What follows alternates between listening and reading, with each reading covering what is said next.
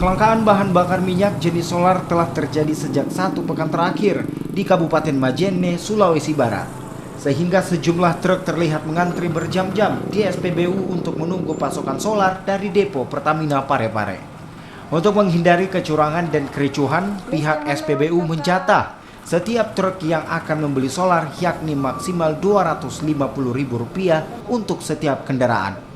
Pihak SPBU juga memastikan bahwa pasokan solar dari Pertamina tidak merubah, yakni tetap 8.000 liter per hari. Sementara itu, personal kepolisian juga terlihat di SPBU untuk menjaga kondisi tetap kondusif. Normal nih kalau untuk SPBU kita, setiap hari masih 8 kali sesuai permintaan. Jadi untuk mengantisipasi ini supaya lebih banyak yang dapat, jadi kita batasi pengisiannya. Maksimal 250.000 satu mobil. Kalau ada nelayan, dia harus bawa kartu nelayan sama KTP-nya.